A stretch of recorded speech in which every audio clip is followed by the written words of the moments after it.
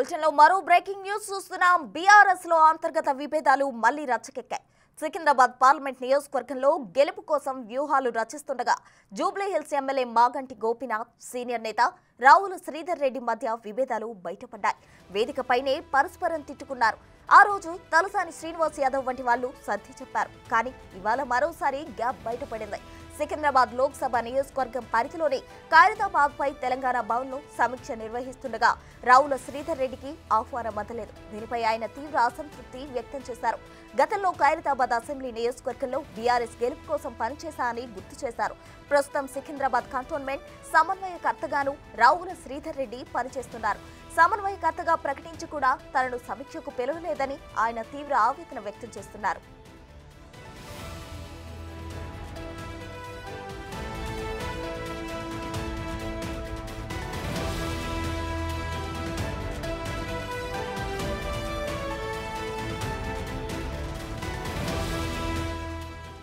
మరిన్ని వివరాలు మా ప్రతినిధి సైదులను అడిగి తెలుసుకుందాం. సైదులు చెప్పండి.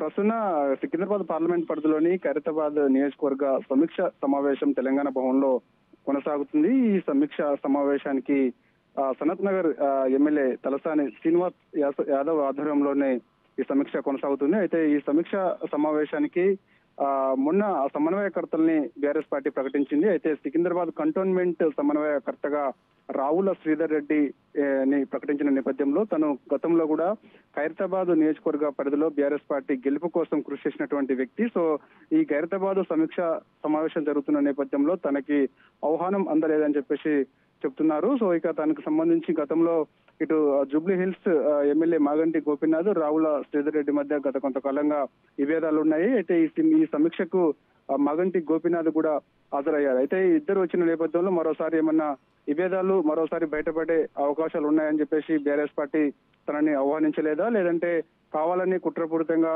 తనకి ఆహ్వానం అందకుండా ఈ సమీక్ష కొనసాగుతుందా అనేది కూడా తనను ఫోన్ లో సంప్రదించగా తను కావాలనే కొందరు నేతలు నన్ను ఈ సమీక్షకి ఆహ్వానించలేదని చెప్పేసి తను చెప్తున్న పరిస్థితి కనిపిస్తుంది. సో ఏదైనప్పటికీ కూడా బీఆర్ఎస్ పార్టీలోకి సంబంధించి ఇక కొంత అసంతృప్తుల లొల్లి ఇంకా కొనసాగుతుందని చెప్పవచ్చు. కొందరు నేతల మధ్య సమన్వయం లేదని చెప్పేసి మొదటి నుంచి కూడా ఇటు బీఆర్ఎస్ పార్టీకి చెందినటువంటి నేతలు కొంతమంది ఉన్నప్పటికీ కూడా అది ఇంకా కాస్త ఎక్కువగానే కనిపిస్తుందని చెప్పవచ్చు. ఎందుకంటే సికింద్రాబాద్ పార్లమెంట్ పరిధిలో ఉన్నటువంటి కొందరు నేతలు ఇప్పటికే చాలా మంది కార్పొరేటర్లు అందరూ కూడా రేపో మాపో కాంగ్రెస్ గూటికి చేరతారని చెప్పేసి పెద్ద ఎత్తున వాస్తవిస్తున్న నేపథ్యంలో ఇక సమన్వయకర్తగా నియమించినటువంటి రావుల శ్రీధర్ రెడ్డిని ఈ సమీక్షకు పిలవకపోవడంపై తను కూడా అసంతృప్తిగా ఉన్నారు. సో మొదటి నుంచి కూడా తను పార్టీలో క్రియాశీలకంగా పనిచేశానని ఖైరతాబాద్ ఎమ్మెల్యే అప్పుడు దానం నాగేందర్ గెలుపు కోసం తను ఎంతో కృషి చేశానని చెప్పేసి కావాలని కొందరు నేతలు నన్ను కక్షగట్టి నాపై దుష్ప్రచారం చేస్తున్నారు, నాపై అనవసరంగా గొడవలు చేసి రాదంతం సృష్టిస్తున్నారని చెప్పేసి కూడా తను చెప్తున్నారు. అంటే మొన్న జరిగినటువంటి సికింద్రాబాద్ పార్లమెంట్ సమీక్షలో కూడా